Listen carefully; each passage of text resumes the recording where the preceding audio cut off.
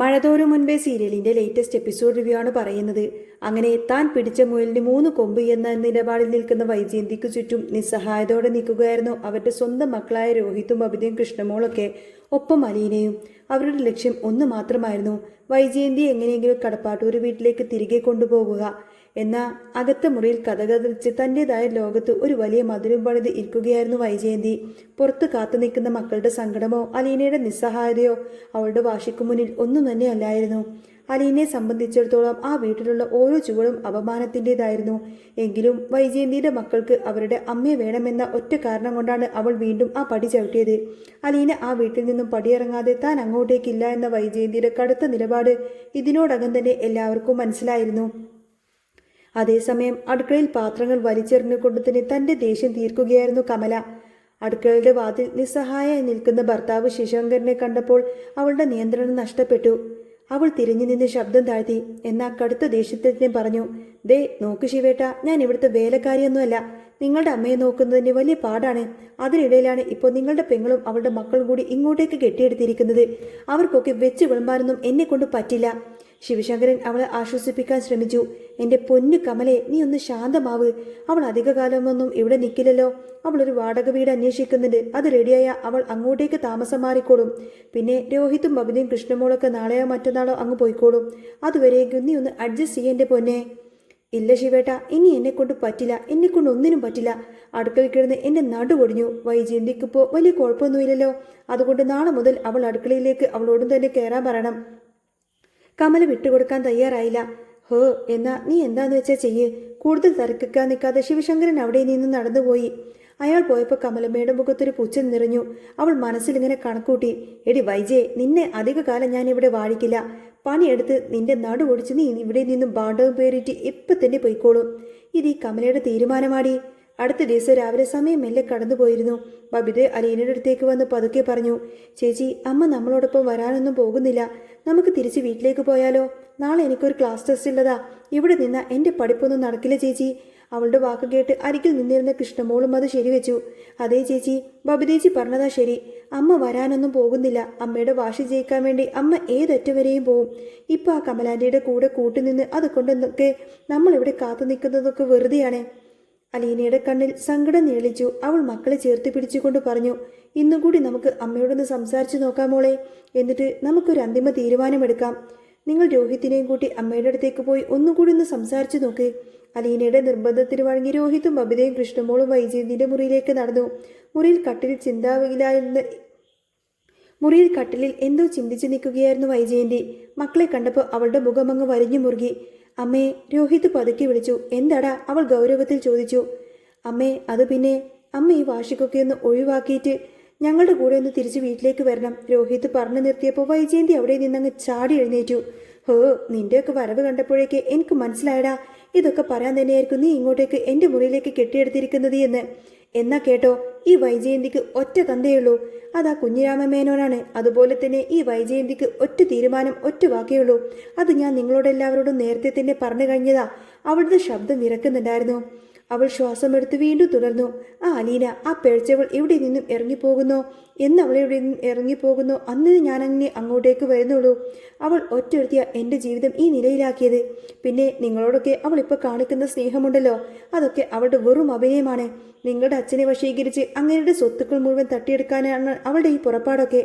അതൊക്കെ മനസ്സിലാകാനുള്ള ബുദ്ധിയും ബോധമൊന്നും നിങ്ങൾക്കില്ലേ? ഇതൊക്കെ കേട്ട് രോഹിതിന്റെ മുഖം അങ്ങ് ദേഷ്യം കൊണ്ട് വലിഞ്ഞു മുറുകി. അവൻ ശബ്ദമുയർത്തി പറഞ്ഞു, ദേ അമ്മേ, അമ്മ ഇനിയും അലീന ചേച്ചിയെക്കുറിച്ച് ഞങ്ങളുടെ ഉള്ളിൽ ഇങ്ങനെ വിഷം കുത്തിവെക്കാനൊന്നും നോക്കണ്ട. ഞങ്ങൾക്ക് നന്നായിട്ട് അറിയാം അലീന ചേച്ചിയെ. ഞങ്ങൾ ഏതായാലും ഇന്ന് തന്നെ തിരിച്ചു പോവാണ്. അമ്മ വരുന്നുണ്ടെങ്കിൽ വായോ. അത്രയും പറഞ്ഞ് രോഹിത് പൊട്ടിത്തെറിച്ച് അവിടെ നിന്നും പോയി. പിന്നാലെ ബബിതയും കൃഷ്ണമോളും പോയി. അമ്മയുടെ മുഖത്തേക്ക് നോക്കി. അമ്മ ഈ വാശിയൊക്കെ ഒന്ന് കളഞ്ഞ് അമ്മക്ക് വാശി കളയുന്നതാ നല്ലത്. അച്ഛൻ അലീന ചേച്ചി വീട്ടിൽ നിന്ന് പറഞ്ഞു വിടുമെന്ന് അമ്മ മനസ്സിൽ പോലും കരുതണ്ട. കൃഷ്ണമോൾ കടുപ്പത്തിൽ തന്നെ പറഞ്ഞിട്ടായിരിക്കും അവിടെ നിന്ന് ബബിതയും കൂട്ടി മുറിയിൽ നിന്നും പുറത്തേക്ക് പോയത്. വൈജയന്തിയുടെ നെഞ്ചിൽ ഒരു കൊള്ളൽ മിന്നി. സ്വന്തം മക്കൾ തനിക്ക് പകരം ആ അലീനയെ പിന്തുണക്കുന്നത് അവൾക്ക് സഹിക്കാൻ കഴിഞ്ഞില്ല. കടുത്ത ദേഷ്യത്തോടെ അവൾ അവിടെ നിന്ന് നടന്നു. അതേസമയം ഈ സംസാരങ്ങളെല്ലാം മറഞ്ഞു നിന്ന് കേൾക്കുന്നുണ്ടായിരുന്നു കമല. അവൾ പതുക്കെ മുറിയിലേക്ക് കയറി വന്നു. എന്താ വൈജയ്, പിള്ളേരെന്തിനാ ഇപ്പം നിന്റെ റൂമിലേക്ക് വന്നിരുന്നത്? ഒന്നും അറിയാത്തതുപോലെ തന്നെ കമല ചോദിച്ചു. ഹോ, അതോ, ഞാൻ ഈ നടന്നതെല്ലാം തന്നെ ഹോ അതോ, ഞാൻ ഈ നടന്നതെല്ലാം മറന്ന് അങ്ങോട്ടേക്ക് തിരിച്ചു വരണമെന്ന് പറയാൻ വേണ്ടിയിട്ടാ അവരിപ്പോൾ വന്നത്, വൈജയന്തി പുച്ഛത്തോടെ പറഞ്ഞു. എന്നിട്ട് വൈജയെ നീ എന്ത് പറഞ്ഞു? വരാമെന്ന് സമ്മതിച്ചില്ലേ? കമല ചോദിച്ചു. ഹാ, അതിന് ഈ വൈജയന്തി വേറെ ജനിക്കണം കമലയെടുത്തി. ഇനി ഞാൻ അങ്ങോട്ടേക്ക് പോകണമെങ്കിൽ ആ അലീന അവിടെ ഉണ്ടാവാൻ പാടില്ല. അവൾ അവിടെ നിന്നും എന്നേക്കുമായിട്ട് പോവണം.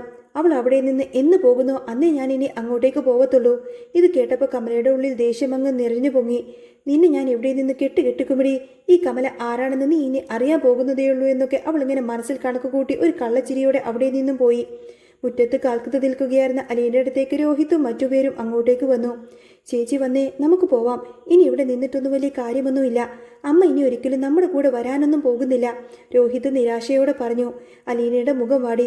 അതെന്താ മോനെ നീ അങ്ങനെ പറഞ്ഞത്? നിങ്ങൾ അമ്മയോട് സംസാരിച്ചില്ലേ? ആ, സംസാരിച്ചു ചേച്ചി. ചേച്ചി ആ വീട്ടിൽ നിന്ന് പോവാതെ അമ്മ ഇനി അങ്ങോട്ടേക്ക് വരില്ല എന്ന കടുത്ത നിലപാടിലാണ് അമ്മ ഇപ്പോഴും. ഞാൻ അപ്പോഴേ ചേച്ചിയോട് പറഞ്ഞതല്ലേ, അമ്മയുടെ വാശി ജയിക്കാൻ വേണ്ടിയിട്ട് ഏതറ്റം വരെയും പോകുമെന്ന്. അലീന ഒരു നിമിഷമൊന്ന് മൗനമായി നിന്നു. അവളുടെ കണ്ണുകൾ നിറഞ്ഞു തുടങ്ങിയിരുന്നു. അവൾ പതുക്കെ പറഞ്ഞു, അങ്ങനെയാണെങ്കിൽ മോനെ, ഇനി ഒരേ ഒരു വഴിയേ ഉള്ളൂ. എന്ത് വഴി? എന്ത് വഴിയാ ചേച്ചി? രോഹിത് ആകാംക്ഷയോട് ചോദിച്ചു.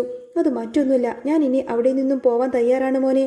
എന്തായാലും ഞാൻ അവിടെ നിന്നും പോവേണ്ടവൾ തന്നെയാണ്. അതിനിപ്പോൾ കുറച്ച് നേരത്തെയായി എന്ന് വെച്ച് ഒരു കുഴപ്പമില്ല. ഇല്ല ചേച്ചി, രോഹിത് വിലക്കി. ചേച്ചി ഞാൻ അവിടെ നിന്നും എങ്ങോട്ടേക്കും വിടില്ല. ചേച്ചി എന്തിനാ പോകുന്നത്? ചേച്ചി ഒരു തെറ്റും ചെയ്തിട്ടില്ലല്ലോ. അതുമല്ല, അച്ഛൻ ചേച്ചിയെ വീട്ടിൽ നിന്നും വിടുമെന്നൊന്നും ചേച്ചിക്ക് തോന്നുന്നുണ്ടോ? ഇല്ല മോനെ, അച്ഛൻ എന്നെ വിടില്ല എന്ന് എനിക്ക് ഉറപ്പാണ്. എന്നാലും എനിക്കിനി പോയേ പറ്റൂ.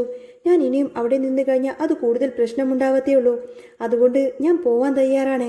അവരുടെ സംസാരം കേട്ടുകൊണ്ട് തന്നെ ബബിതയും കൃഷ്ണമോളും അങ്ങോട്ടേക്ക് വന്നു. ബബിത അലീനയുടെ കൈ പിടിച്ചുകൊണ്ട് പറഞ്ഞു, അലീന ചേച്ചി എങ്ങോട്ടേക്കും പോകുന്നില്ല. ചേച്ചി ഇപ്പോൾ തൽക്കാലം റെഡിയാവ്. നമുക്ക് എത്രയും പെട്ടെന്ന് തന്നെ നമ്മുടെ വീട്ടിലേക്ക് തിരിച്ചു പോവാം. എന്നിട്ട് അവിടെ എത്തിയിട്ട് ബാക്കി കാര്യങ്ങളൊക്കെ തീരുമാനിക്കാം, പോകണോ വേണ്ടയോ എന്നൊക്കെ. മക്കളുടെ സ്നേഹത്തിനു മുന്നിൽ അലീനയ്ക്ക് പിന്നെ ഒന്നും പറയാൻ കഴിഞ്ഞില്ല. അവൾ തിരികെ പോവാൻ തയ്യാറായി നിന്നു. അവൾ അവിടെ നിന്നും ഇറങ്ങാൻ തുടങ്ങുമ്പോഴാണ് വൈജയന്തി അങ്ങോട്ടേക്ക് വന്നത്. അവരെ പരിഹാസത്തോടെ നോക്കി നിന്നുകൊണ്ട് തന്നെ അവർ പറഞ്ഞു, നീയൊക്കെ പൊയ്ക്കോടോ. നീയൊക്കെ അധികം വൈകാതെ തന്നെ എൻ്റെ അടുത്തേക്ക് തന്നെ വരും. ഈ പെരുങ്കളിയുടെ തനി സ്വഭാവം നീയൊക്കെ പെട്ടെന്ന് തന്നെ അറിയാൻ കിടക്കുന്നതേയുള്ളൂ. രോഹിത് അമ്മയെ നോക്കി പറഞ്ഞു. ഹാ, ഞങ്ങൾ അറിഞ്ഞോളാം അമ്മേ. അലീന ചേച്ചിയുടെ സ്വഭാവത്തെക്കുറിച്ച് വൈകിട്ടാണെങ്കിലും ഞങ്ങളെല്ലാം തന്നെ അറിഞ്ഞു കഴിഞ്ഞതാണ്. ഇനി അമ്മയായിട്ട് ഞങ്ങൾ കൂടുതലൊന്നും അറിയിക്കാനൊന്നും നിൽക്കണ്ട. അവരങ്ങനെ വണ്ടിയിലേക്ക് കയറാൻ തുടങ്ങുമ്പോൾ ശിവശങ്കരൻ അങ്ങോട്ടേക്ക് വന്നു. മക്കളെ, നിങ്ങൾ ഞാൻ കൊണ്ടുവിടാമെന്ന് പറഞ്ഞ് അയാൾ വണ്ടിയെടുത്തു. എല്ലാവരും യാത്ര പറഞ്ഞ് കടപ്പാട്ടൂർ വീട്ടിലേക്ക് തിരിച്ചു. ശിവശങ്കരന്റെ കാറ് കടപ്പാട്ടൂർ വീട്ടുമുറ്റത്ത് വന്ന് നിന്നു. കാറിൽ നിന്ന് ഇറങ്ങുന്ന മക്കളെയും അലീനയും ഉമ്മറത്ത് തന്നെ കാത്തു നിൽക്കുന്നുണ്ടായിരുന്നു ബാലചന്ദ്രൻ. അയാളുടെ മുഖം ഗൗരവത്തിലായിരുന്നു. മക്കൾ അടുത്തേക്ക് വന്നപ്പോൾ ബാലചന്ദ്രൻ ചോദിച്ചു, എന്താ മക്കളെ, നിങ്ങളുടെ അഹങ്കാരിയായ അമ്മ വന്നില്ലേ? രോഹിത് തല താഴ്ത്തിക്കൊണ്ട് പറഞ്ഞു, ഇല്ലച്ചാ, അലീന ചേച്ചി ഈ വീട്ടിൽ നിന്നും പോവാതെ അമ്മ ഒരിക്കലും ഇങ്ങോട്ടേക്ക് വരില്ലെന്നാ പറഞ്ഞ്. ബാലചന്ദ്രന്റെ ചുണ്ടിൽ ഒരു പുഞ്ചിരി വിരിഞ്ഞു. ഹാ, എന്നാ ഇനി അവൾ വരണ്ടടാ, അവൾ അവിടെ തന്നെ നിൽക്കട്ടെ. അയാൾ ശിവശങ്കരനെ നേരെ തിരിഞ്ഞു. പിന്നെ ഇന്നല്ലെങ്കിൽ നാളെ പല സത്യങ്ങളും വെളിപ്പെടുത്തി അവളെ ഇവിടെ നിന്നും പുറത്താക്കേണ്ടതല്ലേ ശിവേട്ടാ? ആ ചോദ്യത്തിനു മുന്നിൽ പിടിച്ചു നിൽക്കാനാവാൻ ശിവശങ്കറിന് കഴിഞ്ഞില്ല. അയാളുടെ മുഖം വിളറി വെളുത്തു. ബാലേന്ദ്ര, എനിക്ക് പോയിട്ട് 1-2 അത്യാവശ്യങ്ങളുണ്ട് എന്നൊക്കെ പറഞ്ഞ് പെട്ടെന്ന് തന്നെ ശിവശങ്കരൻ അവിടെ നിന്നും വണ്ടിയും എടുത്ത് മുങ്ങി. മക്കളെയും അലീനയും തങ്ങളുടെ മുറിയിലേക്ക് പോയി.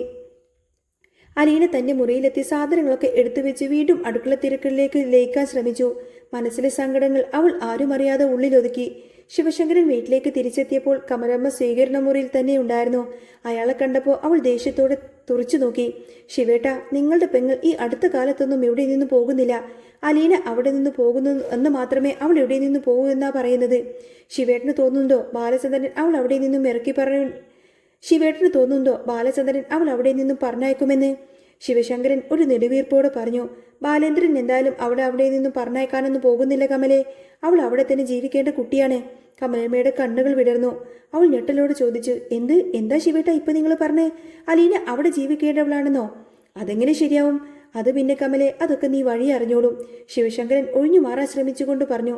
ദേ ശിവേട്ട, വൈജയന്തിയുടെ കാര്യത്തിൽ എത്രയും പെട്ടെന്ന് തന്നെ നിങ്ങളൊരു തീരുമാനം ഉണ്ടാക്കണം, അല്ലെങ്കിൽ ഈ കമല ആരാണെന്ന് അവൾ അറിയും. അത്രയും പറഞ്ഞ കമല ദേഷ്യത്തോടെ അകത്തേക്ക് നടന്നുപോയി. ശിവശങ്കരൻ തലയിൽ ഇങ്ങനെ കൈവച്ച് കസേരയിലേക്കിരുന്നു. ചെകുത്താനും കടലിനും നടുവിലായ ആ ഒരു അവസ്ഥയാണ് തൻ്റേത് എന്ന് അയാൾക്ക് തോന്നി. അടുത്ത ദിവസം അതിരാവിലെ തന്നെ കമല വൈജയന്തിയുടെ മുറിയിലേക്ക് വന്നു. എന്നിട്ട് തട്ടി വിളിച്ചു തുടങ്ങി, വൈജയേ. ഉറക്കച്ചടവോട് കണ്ണു തിരുമ്മിക്കൊണ്ട് വൈജയന്തി കതക് തുറന്നു. എന്താ കമലെടുത്തി, എന്താ ഇത്ര നേരത്തെ? ഈ നേരമോ? നീ സമയമൊന്ന് നോക്കിക്കേ വൈജയ്, മണി 6 ഇതുവരെയായിട്ടും നീ എഴുന്നേറ്റില്ലേ? കമല അധികാരത്തിൽ തന്നെ ചോദിച്ചു. 6 മണിയല്ലേ ആയിട്ടുള്ളൂ കമലെടുത്തി. ഞാൻ സാധാരണ 7:30 8 മണിക്കൊക്കെ ആവുമ്പോഴേ എഴുന്നേൽക്കാറുള്ളൂ, വൈജയന്തി അലസമായി പറഞ്ഞു. കമലമ്മയുടെ മുഖത്ത് ഒരു പരിഹാസം നിറഞ്ഞു. ഹാ, കൊള്ളാലോ. അതൊക്കെ നിന്റെ വീട്ടിൽ. ഇവിടെ കുറച്ചു നേരം എഴുന്നേൽക്കണം. അതെ, ഒരു 100 കൂട്ടം പണികൾ ഇവിടെ ചെയ്യാനുണ്ട്. നിന്റെ വീട്ടിലെ പോലെ സെർവൻ്റ് ഒന്നും ഇവിടെ ഇല്ല. നീ വേഗം എഴുന്നേറ്റ് വന്നേ, എന്നിട്ട് എന്നെ ഒന്ന് വന്ന് സഹായിക്കാൻ നോക്ക്. അത് കേട്ടപ്പോൾ വൈജയന്തി അങ്ങ് ഞെട്ടിപ്പോയി. എന്താ കമലെടുത്തി? ഞാൻ എടുത്തിയെ സഹായിക്കാനോ? അതിനെ എനിക്കൊന്നും വെച്ചുണ്ടാക്കാനൊന്നും അറിയില്ല. ഹാ, നീ ഇങ്ങോട്ട് വാ, ഞാൻ അതൊക്കെ പഠിപ്പിച്ചു തരാം. നീ ഏതായാലും ഇവിടെ കുറച്ച് ദിവസം ഉണ്ടാവുമല്ലോ, ഞാൻ നിന്നെ എല്ലാം പഠിപ്പിക്കാം. നീ വേഗം കയ്യും മുഖമൊക്കെ കഴുകിയിട്ട് ഇങ്ങോട്ടേക്ക് വാ. അത്രയും പറഞ്ഞ് കമലമ്മ അവിടെ നിന്നും തിരിഞ്ഞു നടന്നു. വൈജയന്തി ആണെങ്കിൽ ആകെ പെട്ടുപോയ അവസ്ഥയിലായി.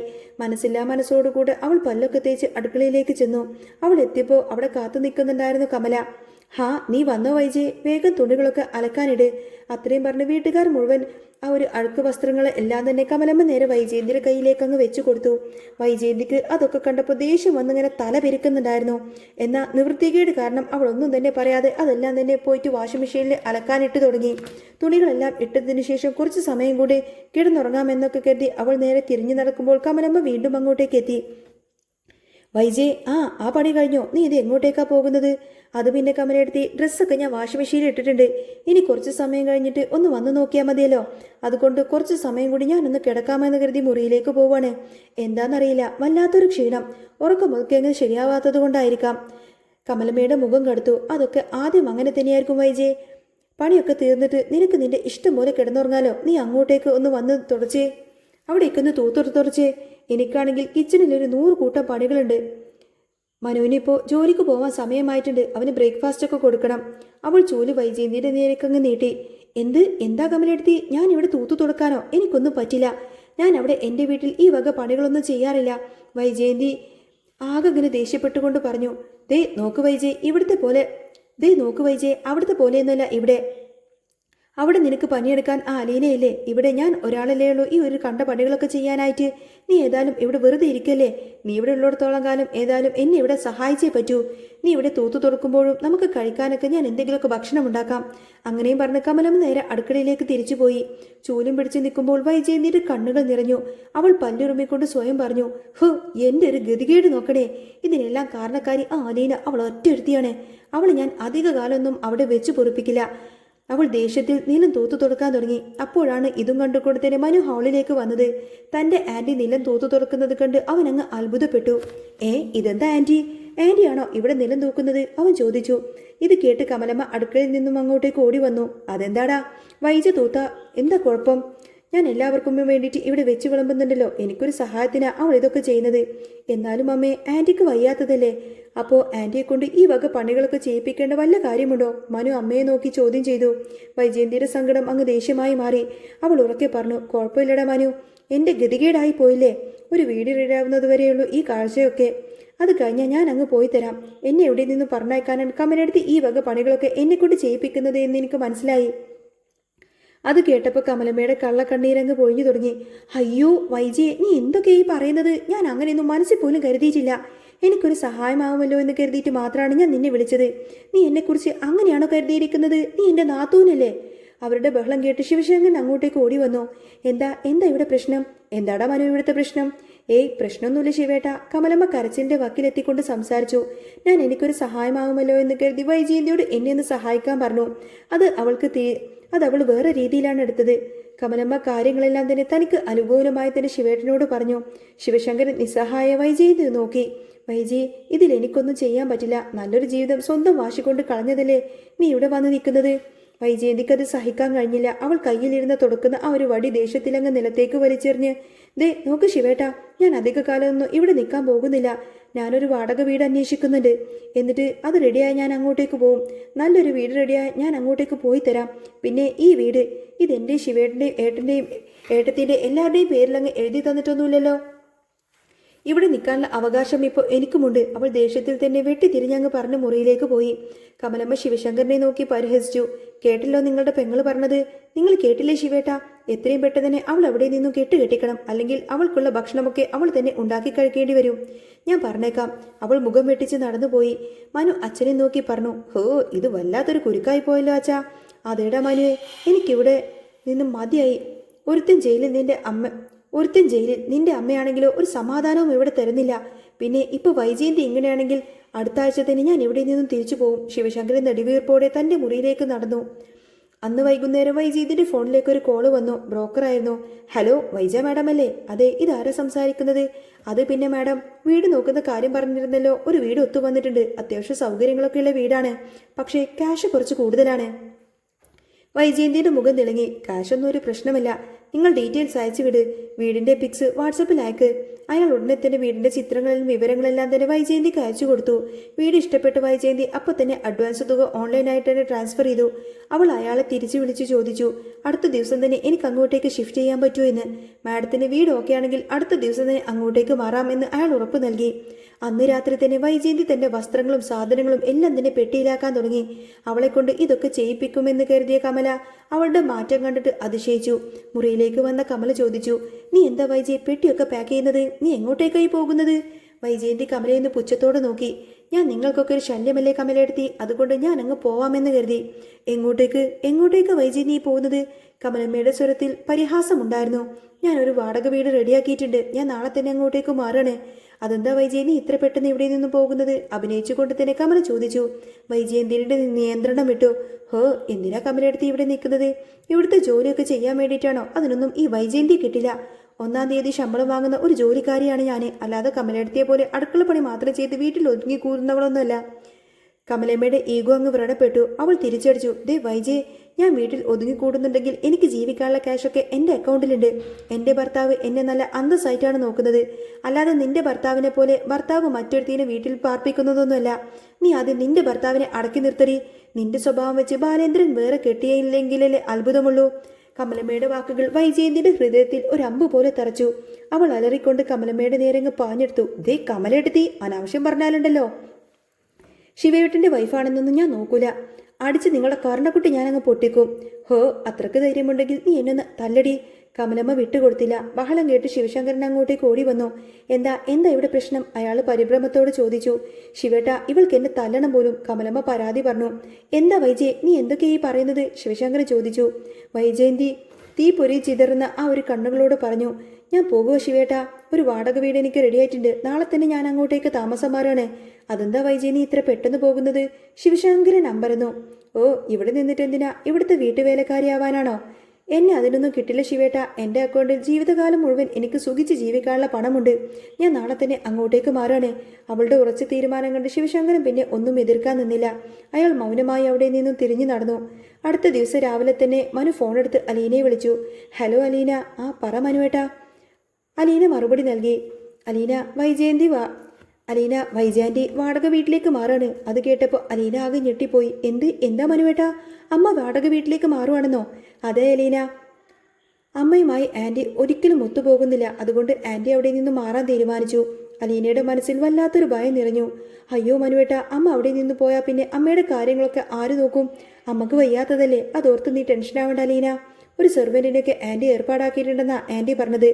എന്നാൽ പിന്നെ ഞാൻ വിളിക്കാം. ആൻറ്റി പോവാൻ നിൽക്കുക. ഞാനൊന്ന് താഴേക്ക് പോയിക്കോട്ടെ. മനു ഫോൺ കട്ട് ചെയ്ത് താഴേക്ക് ചെന്നു. അവിടെ പെട്ടികളൊക്കെ തയ്യാറാക്കി വെച്ച് നിൽക്കുകയായിരുന്നു വൈജയന്തി. ആൻറ്റി പോവാൻ തന്നെ തീരുമാനിച്ചോ? മനു ചോദിച്ചു. അതേടാ മനു, ഞാൻ പോവാൻ തീരുമാനിച്ചു. ഞാൻ വണ്ടി ഏർപ്പാടാക്കിയിട്ടുണ്ട്. വണ്ടി ഇപ്പം തന്നെ വരും, വൈജയന്തി ശാന്തമായി പറഞ്ഞു. പറഞ്ഞതുപോലെ തന്നെ വൈജയന്തി ഏർപ്പാടാക്കിയ ആ ഒരു ടാക്സി മുറ്റത്തേക്ക് വന്ന് നിന്നു. ഡ്രൈവർ വന്ന് പെട്ടികളെല്ലാം തന്നെ വണ്ടിയിലേക്ക് കയറ്റി വെച്ചു. വൈജയന്തി എല്ലാവരെയും നോക്കി.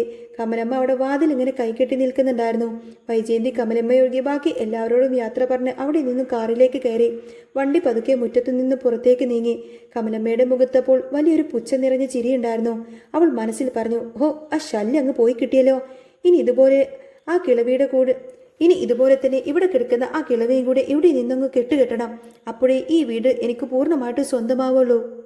അങ്ങനെ വൈജയന്തി പോയ സന്തോഷത്തിൽ കമലമ്മ അങ്ങനെ ഭയങ്കര സന്തോഷത്തിൽ ഇങ്ങനെ നോക്കി നിൽക്കുന്നതും കാണിച്ചുകൊണ്ടാട്ടോ എപ്പിസോഡ് പൂർണ്ണമാവുന്നത്. ഇനി ഏതായാലും വരാൻ പോകുന്ന നല്ല വമ്പൻ ട്വിസ്റ്റ് നിറഞ്ഞ അടിപൊളി എപ്പിസോഡുകളൊക്കെ തന്നെയായിരിക്കും. നിങ്ങൾക്ക് ഈ ഒരു ചാനൽ ഇഷ്ടമാവുകയാണെങ്കിൽ സബ്സ്ക്രൈബ് ചെയ്യാനും സപ്പോർട്ട് ചെയ്യാനും മറക്കല്ലേ. നെക്സ്റ്റ് വീഡിയോ ഉടനെ വരാം. ബൈ.